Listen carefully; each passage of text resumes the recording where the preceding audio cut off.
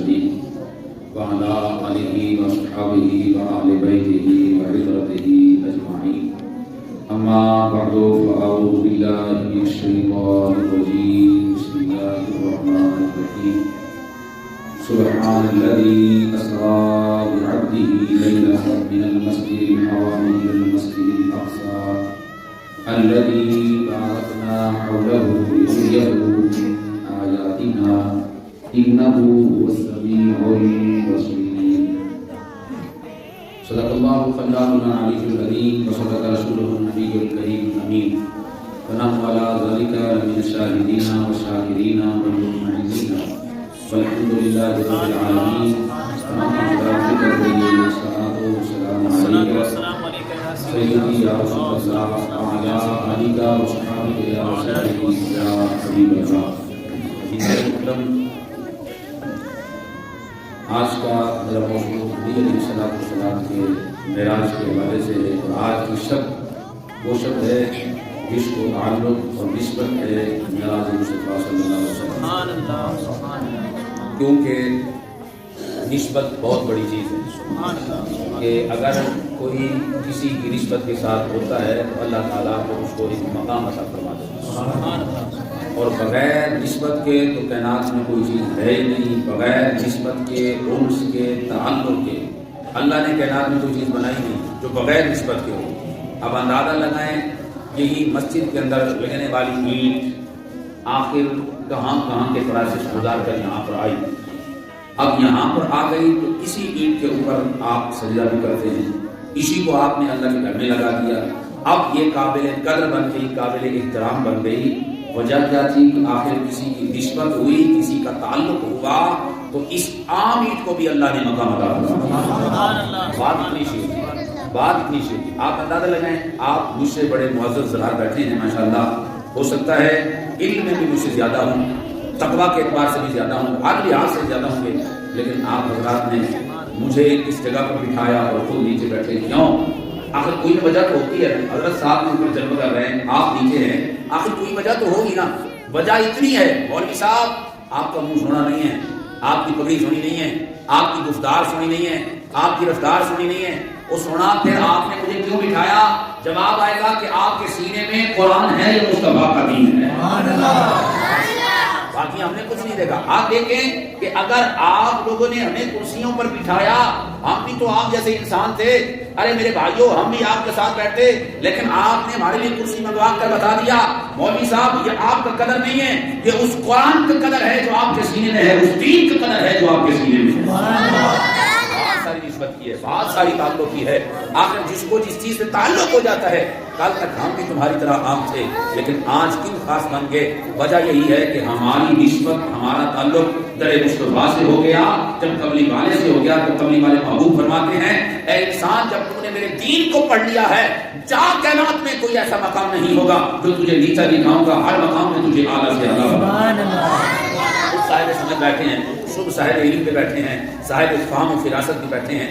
اندازہ لگائیے ذات کا موچی ہوتا ہے, ذات کا درخان ہوتا ہے, ذات کوئی بھی ہوتی ہے, کمی سے کمی ہوتا ہے, لیکن جب نماز کا وقت آتا ہے فقط کا وزیر اعظم پیچھے کھڑا ہو جاتا ہے, M P A M N A پیچھے کھڑا ہوتا ہے, نواب سے نواب کروڑوں پتی خاندان سید ذات رکھنے والا وہ بھی پیچھے کھڑا ہوتا ہے. مولوی صاحب مانگے, حافظ صاحب مانگے, قاری صاحب مانگے, جی قاری صاحب تشریف لائیے, مصلی پہ کھڑے ہو جائیے. میں نے کہا سید صاحب آپ تو رسول کا خون ہے, آپ تو اولاد رسول ہیں, آپ مصلی پہ ہیں. کہا قاری صاحب ٹھیک ہے میں اولاد رسول ہوں, لیکن جو دین آپ کے سینے میں ہے وہ ہمارے سینے میں تو نہیں ہے. جو قرآن آپ کے سینے میں ہے, جو شان آپ کے سینے میں ہے, وقت کا وزیر اعظم کہتا ہے ٹھیک ہے میں وزیر اعظم ہوں, اللہ نے مجھے احترام دیا ہے, مقام دیا ہے, لیکن حافظ قرآن شاید کمی ہوگا, ذات تیری کم ہوگی, لیکن آج کمی نہیں ہے. جب خدا کی بارگاہ میں جانے کی باری آئی تو تو ہمارا امام بن جا. ہم کائنات کو بتانا چاہتے ہیں کائنات والوں جس کے سینے میں قرآن ہے وہی ہمارا امام ہے.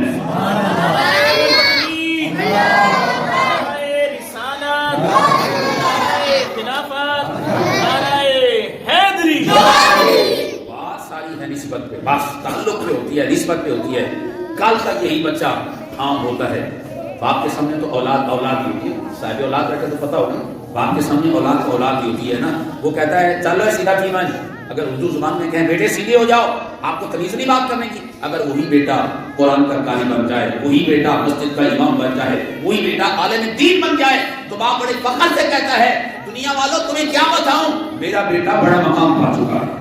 اب باپ کا لہجہ بدل جائے گا، باپ کی گفتار بدل جائے گی، باپ کی باتیں بدل جائے گی۔ اب کل کہتا تھا اٹھو ایک کھڑا تیمن، آج کہتا ہے نہیں حضرت صاحب جیسے آپ کا جی چاہے، آپ کہتے ہیں تو کیا کرنا چاہیے، ابا جی آپ تو ابا جی ہیں، آپ کا مقام اعلیٰ ہے۔ کہا بیٹے چاہے مقام اعلیٰ ہے لیکن آپ کے سینے میں خدا کا قرآن ہے، آپ کے سینے میں خدا کا قرآن ہے۔ لیکن عزیزان من مقام اس کو ملتا ہے، صرف قرآن رکھنے سے بات نہیں بنتی، قرآن رکھ کر یہ ہوتا ہے نا، قرآن رکھنے سے مراد یہ ہے، قرآن مجید خود بھی فرماتا ہے، فرمایا کچھ لوگ ایسے بھی ہیں کہ جن کے دلوں میں قرآن ہے، انہوں نے قرآن اٹھایا ہوا ہے، لیکن فرمایا مثل الذین حملوا التوراۃ ثم لم يحملوها كمثل الحمار، قرآن نے اتنی بات کر کے بتا دی، خالی حافظ قرآن کا مقام نہیں، کہا حافظ قرآن ہے تو پھر قرآن کے ساتھ تعلق بھی ہونا چاہیے، نسبت بھی ہونی چاہیے، اپنا ہر معاملہ قرآن پہ چھوڑ دینا چاہیے۔ پھر قرآن والا اگر کہتا ہے تو پریشان نہ ہو، یہ مقام ہے۔ تو آج کی اس رات کو ایک نسبت ہے، ایک تعلق ہے، ایک حیثیت حاصل ہے کہ یہ مصطفیٰ کریم صلی اللہ علیہ وسلم کے معراج کی بات ہے، اور ایک ہوتا ہے سفر، ایک ہوتا ہے جانا، ایک ہوتا ہے آنا، لیکن اندازہ لگائیے خالق کائنات فرماتا ہے یہ میرے یار کا سفر نہیں، یہ میرے یار کی رفتار نہیں، یہ میرے یار کے جانے کا منظر نہیں، مالک تو پھر کیا ہے، فرمایا اسرا، کائنات والو یہ میرے یار کی سیر ہے، وہ میرے یار کی سیر کو تم نہیں سمجھ سکتے تو میرے یار کی پرواز کو کیسے سمجھو گے؟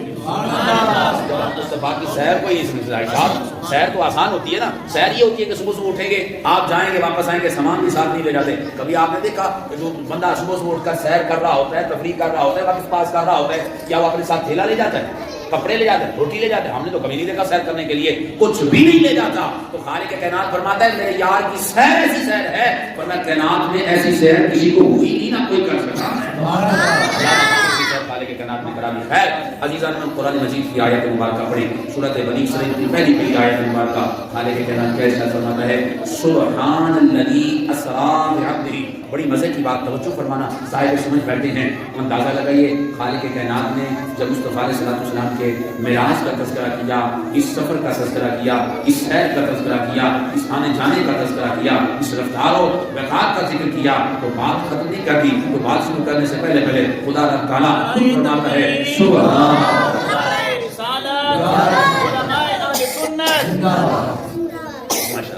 حضرت علامہ مولانا قاری محمد رجب علی صاحب ماشاء اللہ تشریف لائے، صحیح سب اللہ تعالیٰ ان کا سایہ ہمارے سر پر تعلیم کریں فرمائے۔ میرے برادر محترم ہیں ماشاء اللہ، تینوں جو بیٹھے ہیں کلاس میں ایک ہی مدرسے میں، اور ماشاء اللہ ہم نے ایک ہی کلاس میں پڑھا ہے، اللہ تعالیٰ کی بات دعا ہے میرے بھائیوں کو اللہ تعالیٰ سلامت رکھے، اللہ تعالیٰ یہ محبت تا حیات سلامت برقرار رکھے۔ بات اصل میں محبت کی ہوتی ہے، ٹھیک ہے نا، علم پڑھ کر بھی انسان شاہ سوار بن جاتا ہے، وہ کہتا ہے شاید میرے برابر کوئی نہیں علم ہے، تو اے انسان کل تک اپنا بچپن یاد کر۔ وہ آپ صاحب سمجھ بیٹھے ہیں نا، ایک وقت کا بادشاہ تھا، تو بادشاہ کا ایک غلام بھی تھا، نام اس کا ایاز تھا، تو لوگوں نے کہا کہ بادشاہ یہ ایاز جو ہے نا یہ عصر کی نماز کے بعد کہیں علاقے میں جاتا ہے تو وہاں جا کر تیرے خلاف کوئی سازش کرتا ہے۔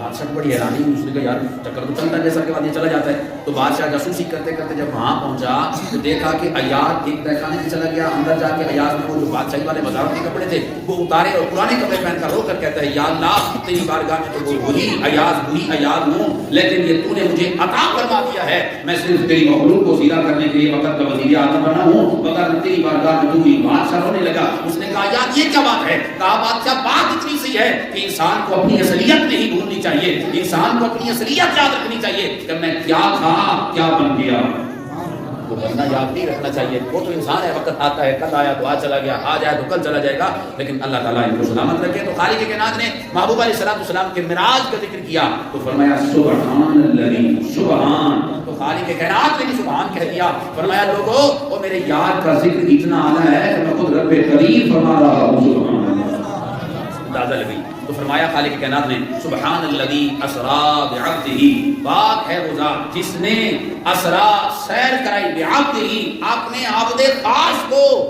جی یہاں پر عبد خاص ترجمہ کی ہوتا ہے، خالی عبد، یہاں بے عبد عبد کا لفظ ہے تو عبد کر دو، یہ جو با آئی کھڑی ہے نا با، تو یہ ہر پہ جا رہا ہے، اس کو کوئی تعلق اور نسبت نکلتی ہے تو وہی آ کر بتاتی ہے کہ یہاں پر خاصیت کا معنی کریں گے، ہر عبد نہیں، رب کہتا ہے کہ اسرا بعبدہ، بندہ خاص کو لے گیا، سیر کرائیے تو بندے خاص کو سیر کرائیے. خالق کائنات فرماتا ہے دنیا والوں ساری کائنات کے اندر جو انسان ہیں یہ سارے طرف کے بندے ہیں, لیکن ان بندوں میں سے اگر کوئی خاص ہے تو وہ قبلی والے محبوب ہے. عزیزان من, اللہ رب العالمین فرماتا ہے لیلا من المسجد الحرام الى المسجد الاقصی, رات کے تھوڑے سے حصے میں ہم نے مسجد حرام سے مسجد اقصی تک سیر کرائی. اب اندازہ لگائیے بات تو ختم ہو گئی کہ مسجد حرام سے نبی علیہ السلام نے سیر شروع کی, مسجد اقصی تک گئے, بات ختم. لیکن آگے خالق کائنات فرماتا ہے الذی بارکنا حولہ, کہ وہ مسجد اقصی, یہ اللہ کی اس موصولہ میں سے آتا ہے, اس کا صلہ چاہیے, یہ کسی نہ کسی کی طرف آ کے اشارہ کرتا ہے, بتاتا ہے کہ کوئی ہے جس کی بات میں کر رہا ہوں. تو فرمایا الذی, وہ کیا, فرمایا جو مسجد اقصی کی بات ہو رہی ہے اس مسجد اقصی کے بارے میں یہ الذی بتاتا ہے کہ الذی بارکنا حولہ, وہ کائنات والوں اس کے ارد گرد ہم نے برکتیں رکھ دی ہیں. سبحان اللہ. کہنا ہوتا ہے کہ مسجد اقصی ہم نے سمجھنا, ہم نے اس کے ارد گرد برکتیں رکھی ہیں. اچھا یا رب العالمین نے سمجھ آ گئی, وہ مسجد کی بات کر رہا ہے. فرمایا ہاں اللہ تعالیٰ یہ تو نے بات کیوں کی. خالق کائنات فرماتا ہے انسان سے ذہن میں کبھی سوال اٹھ سکتا تھا یا نہ بھی اٹھتا, آج کل اٹھا ہوا ہے. آج کل کچھ حضرات کہتے ہیں وہ جی مسجد اقصی سے مراد یہ ہے کہ نبی علیہ السلام نے ایک مسجد بنائی تھی مدینہ شریف میں جا کر, ایک مسجد بنائی تھی جسے قبلہ تین بھی کہا جاتا ہے, اسی مسجد کو اقصی کہا جاتا ہے. وہ تھوڑی سی مکہ سے دور تھی, مدینہ میں تھی, تو وہ مراد ہے, وہ مسجد اقصی مراد نہیں ہے. تو خالق کائنات نے ان کے سوال کا رد کر کے جواب دے دیا. فرمایا کہ الذی بارکنا حولہ, وہ کائنات والوں وہ مسجد اقصی جس کے ارد گرد ہم نے برکتیں ہی برکتیں رکھی. خدا کے ہر گھر میں برکت ہوتی ہے, خدا کے ہر گھر میں برکت ہوتی ہے, ہر مسجد میں برکت ہوتی ہے, لیکن خالق کائنات کہتا ہے اس مسجد کے اندر بھی برکت ہے لیکن اس کے باہر بھی برکت ہے. نبی علیہ السلام کے اس سفر کی بات اللہ تعالیٰ نے کی, اس کی عظمتیں بیان فرمائی. تو آخر یہ اللہ تعالیٰ نے نبی علیہ السلام کو معراج کیوں کرا, اس کی حکمتیں مختلف ہیں. لیکن امام عبدالوہاب شرانی علیہ سرکار نے الجواہر والجواہر کا نقل فرمایا. آپ فرماتے ہیں کہ حکمتیں تو بہت ساری ہیں لیکن میں ایک حکمت پیش کرتا ہوں. آپ نے فرمایا خالق کائنات نے ہر نبی کو اپنی امت کے حالات دکھائے, امت کے معمولات دکھائے, امت کے حالات دکھائے. تو نبیوں نے دیکھا اور دعا مانگی کہ یا اللہ جو گنہگار ہیں وہ تیرے ہیں, جو نیکوکار ہیں وہ ہمارے ہیں, جو نمازی ہیں وہ ہمیں دے دیا جائے, جو روزے دار ہیں وہ ہمیں دے دیے جائیں, جو عبادت گزار ہیں وہ ہمیں دے دیے جائیں. یا اللہ جو گنہگار ہیں وہ تیرے بندے ہیں, تو جان تیرے بندے جانے.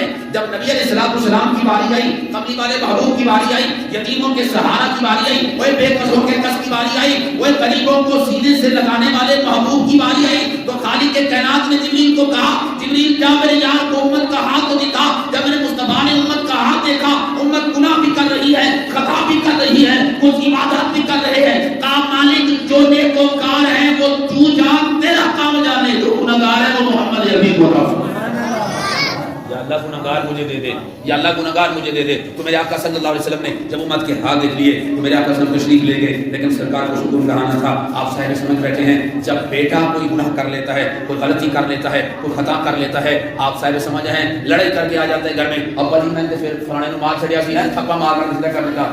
باپ کو پتہ ہے کس کے بیٹے کو چھیڑ کے آیا یا کس کے ساتھ لڑائی کر کے آیا, یہ اٹھتا ہے وہاں سے دروازہ کھٹکھٹایا, سر معذرت کے ساتھ معافی مانگتا ہوں, میرے بیٹے نے زیادتی کر لی ہے, ایسا سوری کرتا ہوں. آپ پوچھا چاہیے, وہ بیٹا کہتا ہے بھائی آپ سوری کیوں کرنے کہتے ہیں. او بھائی تم نہیں جانتے کہ وہ کون ہے, وہ تیرا باپ جانتا ہے کہ وہ کتنا اعلیٰ بندہ تھا جس نے تم چھیڑ چھاڑی کر کے آیا ہے. تو میرے مصطفیٰ علیہ السلام نے فرمایا بلا رشک اور نصیب, سرکار نے فرمایا میرے امتیوں تم نہیں جانتے کہ میرے خدا کی عدالت کتنی بڑی ہے. فرمایا میرا مالک کائنات اس گنہگار امت کی خاطر میں مصطفیٰ کی سے معافیاں مانگتا ہوں. اندازہ لگائیے, یہ علماء کرام بیان بھی فرماتے ہیں, اور علامہ ظاہر کوثری علیہ رحمہ سرکار نے بھی فقہ کی کتابوں کے اندر اس بات کو نقل فرمایا. آپ فرماتے ہیں اس آیت کے تحت کہ لئن شکرتم لازیدنکم, اور لقد جاءکم رسول من انفسکم عزیز علیہ ما عنتم حریص علیکم بالمؤمنین رؤوف رحیم کے تحت آپ فرماتے ہیں لوگوں جب تم گناہ کر لیتے ہو تو تمہاری خاطر مصطفیٰ کریم صلی اللہ علیہ وسلم رب کی بارگاہ میں توبہ کرتے ہیں. جب تم کوئی نیکی کر لیتے ہو تو تمہاری خاطر میرے مصطفیٰ علیہ السلام اللہ کا شکریہ ادا کرتے ہیں, تاکہ گناہ کی وجہ سے پکڑ نہ ہو اور نیکی کی وجہ سے نیکی کم نہ ہو جائے. خدا کا شکریہ ادا کرتے ہیں, مالک تو نے کرم کیا ہے, میرے امتی کو توفیق عطا فرمائی ہے کہ اسے توفیق مل گئی کہ تیری بارگاہ میں دعا کیا ہے. اے رضی محترم، میرے آقا صلی اللہ علیہ وسلم نے جب یہ حالات دیکھے تو کہاں سکون مل رہا تھا. میرے آقا صلی اللہ علیہ وسلم کبھی اپنے گھر گئے، کبھی ادھر کبھی ادھر کبھی ادھر. نبی علیہ السلام مسجد حرام بیت اللہ میں تشریف لائے، سکون نہ ملا. چلتے چلتے با اختلاف روایات بخاری شریف تو کہتی ہے کہ میرے آقا صلی اللہ علیہ وسلم مسجد حرام میں تھے تو مسجد حرام سے مراد پورا احاطہ ہے، علاقہ مراد ہے. بادشاہ علیہ حضرت فرماتے ہیں خیر بہرحال امام عبد الرزاق نے اپنی مصنف کے اندر لکھا فرمایا، آپ فرماتے ہیں کہ نبی علیہ السلام حضرت ام ہانی کے گھر میں گئے. وہاں جب پہنچے نبی علیہ السلام تھوڑا سا آرام فرمایا، چاہا کہ آرام کروں تو نبی علیہ السلام کی آنکھ لگی نہیں لیکن آنکھ لگ گئی. وہ کہتے ہیں ویسے آنکھ بند کر لی. بعض اوقات ایسا بھی ہوتا ہے کہ بندہ کسی کا امتحان لینا چاہے نا تو آنکھ بند کر لیتا ہے. کبھی کسی کا امتحان لینا ہو نا تو بندہ کیا کر لیتا ہے؟ آنکھ بند بھی کر لیتا ہے. جی کسی کا امتحان لینا ہو تو آنکھ بند کر لیتا ہے. نبی علیہ السلام فرماتے ہیں حدیث پاک ہے سرکار نے فرمایا دنیا والوں میرے صحابہ اور میرے امتیوں میں مصطفیٰ کی آنکھ تو بند ہوتی ہے لیکن دل مصطفیٰ پھر بھی جاگتا ہے. ہمارے ہر حال کو دیکھتا ہوں، وہ بظاہر نیند نہیں ہوتی، وہ بظاہر ہماری نظر میں نیند ہوتی ہے لیکن مصطفیٰ علیہ السلام کو ہاں خیر اگر ہم توجہ کیجیے. میرے آقا صلی اللہ علیہ وسلم وہاں پر آرام فرما ہوئے. نبی علیہ السلام جب وہاں پر آرام فرما ہوئے تو خالق کائنات فرماتا ہے جبریل ذرا جا میرے یار کو تو لے کر آ. وہ محبوب خدا صلی اللہ علیہ وسلم سرکار کی محبت دیکھیں، سرکار نبی علیہ السلام کا پیار دیکھیں. جب وہ اپنا بنو سعد کے قبیلے پر حملہ ہوا، صحابہ کرام گئے جنگ لڑنے کے لیے، نبی علیہ السلام نے ان کو بھیجا. وہاں پر جنگ ہوئی، جنگ ہونے کے بعد وہاں سے لوگ آئے قیدی بن گئے اور عورتیں بھی قیدی ہوئی. تو جب آ کر مدینہ منورہ کے اندر ان کو ایک جیل میں بند کر دیا گیا. نبی علیہ السلام نے فرمایا ذرا میں وزٹ کر کے آؤں، دیکھ کے آؤں ان قیدیوں میں سے کون کون ہے. نبی علیہ السلام سے چلتے چلتے چلتے چلتے واپس آئے، اپنے در دولت پر یہ مسجد نبوی میں سرکار بیٹھ گئے. تو ایک خاتون کھڑی تھی، ایک عورت کھڑی تھی، ان کا نام شیما تھا. یہ وہ شیما تھی جیسے آج میرا نبی کا جلسہ آپ کر رہے ہیں، کوئی سیرت کانفرنس کرتا ہے، کوئی کس طرح کی محفل کرتا ہے، کوئی محفل مشاعرہ کرتا ہے. تو اس دور میں عرب کے اندر ایک محفل ہوا کرتی تھی جس کا نام تھا محفل مفاخرت، فخر کرنے والی محفل. تو یہ سب سے پہلے بنو سعد قبیلے کے اندر شروع ہوئی. بنو سعد کی بچیاں اپنے بھائیوں کو لے کر آ جاتی تھی کھلے میدان میں تو کہتی تھی جتنا خوبصورت میرا بھائی ہے کیا تیرا بھائی بھی ہے، فخر کرتی تھی. تو حضرت شیما میرے مصطفیٰ علیہ السلام کو لے کر آئی. آ کر کہا او مکے ساتھ بنو قبیلے کے رہنے والی بچیاں، او میری بہنیں، میری سہیلیاں، ذرا دیکھو جتنا خوبصورت اللہ نے مجھے ویر دیا، بھائی دیا ہے، کیا تمہارا بھائی بھی اتنا خوبصورت ہے؟ ان سب نے دیکھا، دیکھ کر کہنے لگیاں شیما وہ جتنا خوبصورت رب نے تجھے بھائی دیا اتنا خوبصورت تو ہم نے کبھی دیکھا ہی نہیں ہے. حضرت شیما قید ہو کر آئی تو میرے مصطفیٰ علیہ السلام کے صحابی کو کہتی ہیں او میرے بھائی تالیا کی قریب آیا. جب قریب آیا کہا ذرا بتائیے تو صحیح یہ تمہارے سردار کا نام کہیں محمد تو نہیں، کہیں محمد تو نہیں، کہیں محمد تو نہیں صلی اللہ علیہ وسلم. وہ صحابی کہتے ہیں بھائی کیوں پوچھ رہی ہے کہ اس کا نام محمد تو نہیں؟ کہا بتا تو صحیح. کہا میں ہاں اس کا نام محمد ہے. اپنے ساتھیوں کو جو قیدی ہو کر آئے تھے قبیلے والے ان سب کو بلا کر کہتی ہیں اور قبیلے والوں دعا کرنا آج یہ سردار میرا بھائی محمد بن جائے، میرا بھائی محمد بن جائے. انہوں نے کہا شیما پھر کیا بنے گا؟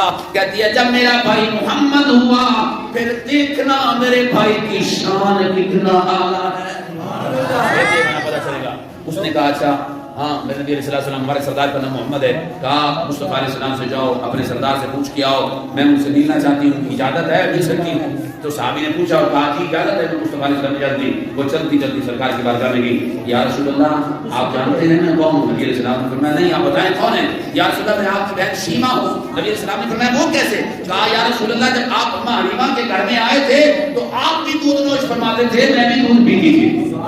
اس عمر میں یا رسول اللہ میں بلکہ بڑی تھی، آپ دودھ نوش فرماتے تھے میرے بھائی کے ساتھ تو میں نے اسی ماں کا دودھ پیا. تو نبی علیہ السلام نے فرمایا شیما وہ کیسے؟ یا رسول اللہ جب میں آپ بچپن میں تھے میں آپ کو کھلاتی تھی چلاتی تھی تو آپ نے ایک بار نبی کا نشان ہے. میرے مصطفیٰ علیہ السلام نے جب نشان دیکھا تو کریم آقا علیہ السلام نے اپنی چادر اٹھائی، وہ مزمل والی چادر اٹھا کر اس شیما کے سر پہ ڈال دی. صحابہ بڑے حیران، آقا یہ تو قیدی ہو کر آئی ہے، اس عورت کے سر پہ چادر ڈالتے ہو؟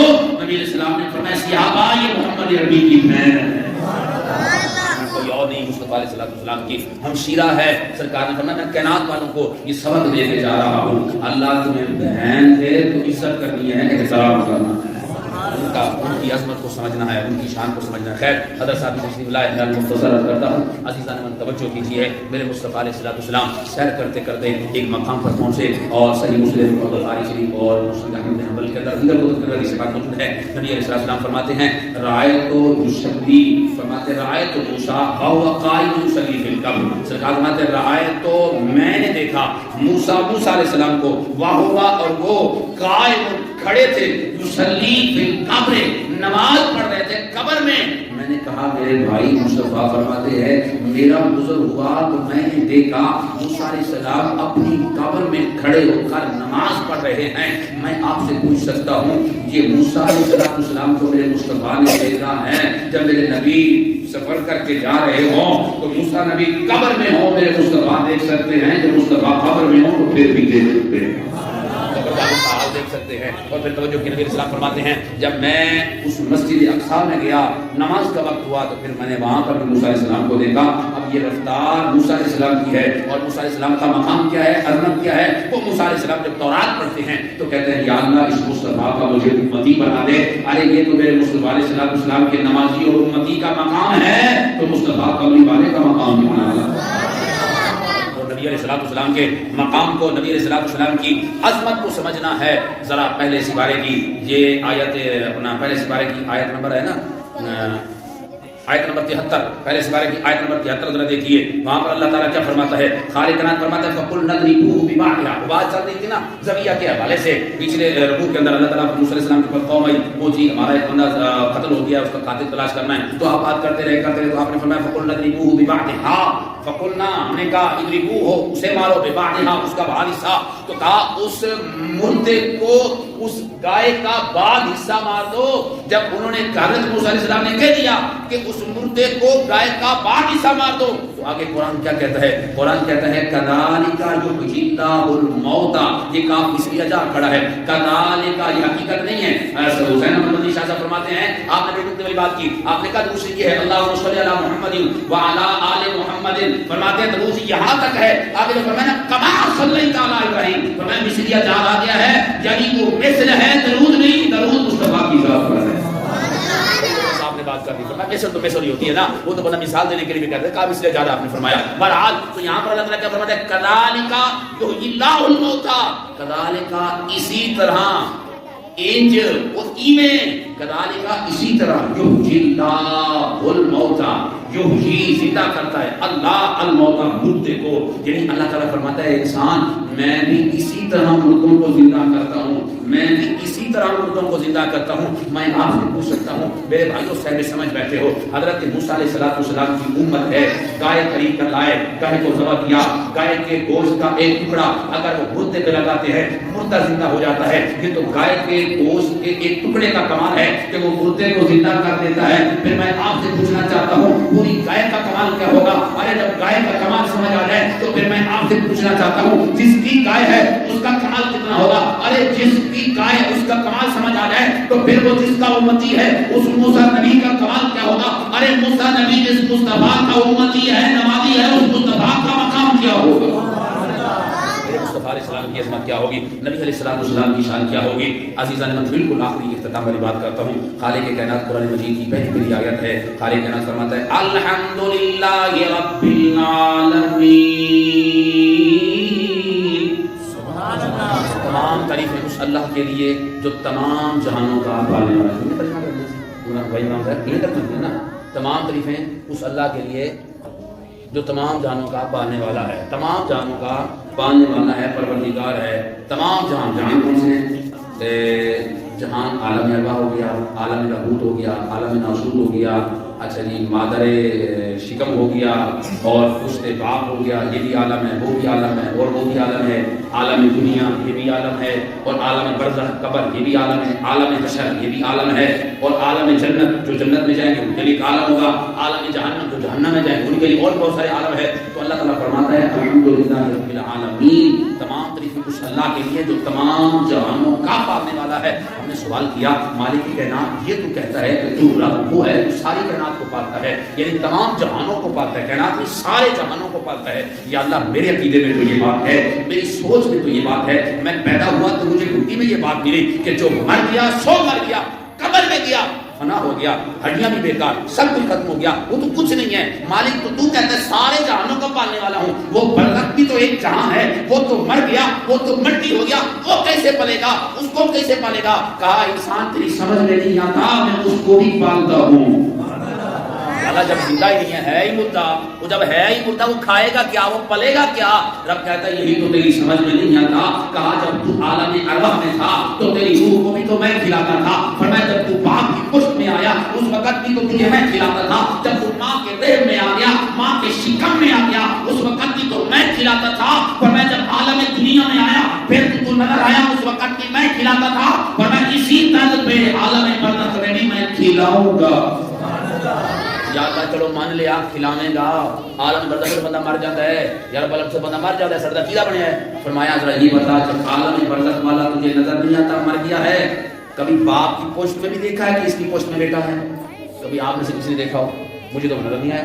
شادی ہوتی ہے, بعض لوگوں کو اللہ تعالیٰ 10 سال بعد بیٹا دیتا ہے, بعض لوگوں کو 5 سال بعد دیتا ہے, بعض کو سال بعد بھی بیٹا پیدا ہو جاتا ہے. او بھائی اس کو 10 سال بعد پیدا ہوا بیٹا, کیا اس کی پشت میں نہیں تھا بیٹا؟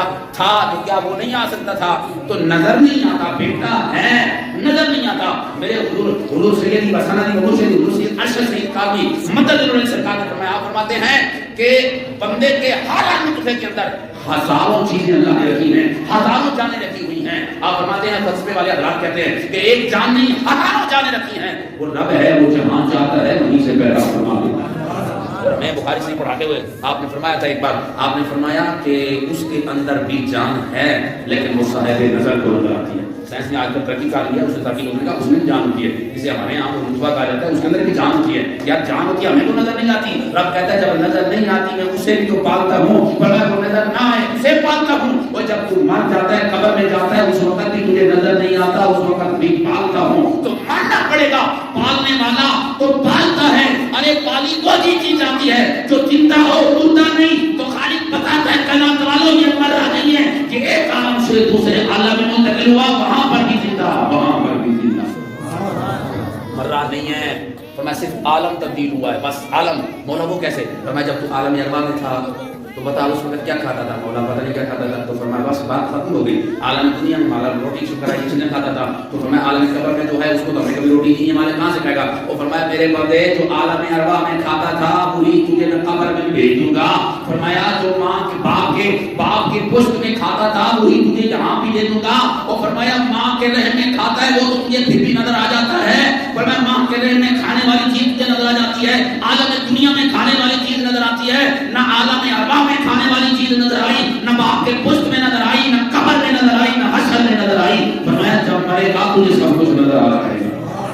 بہرحال عزیزان اللہ رب العالمین کی بات کرنے کا دعا ہے. خالق کائنات ہم سب کو میرے مصطفیٰ علیہ السلام سے محبت نصیب فرمائے, عقیدت نصیب فرمائے.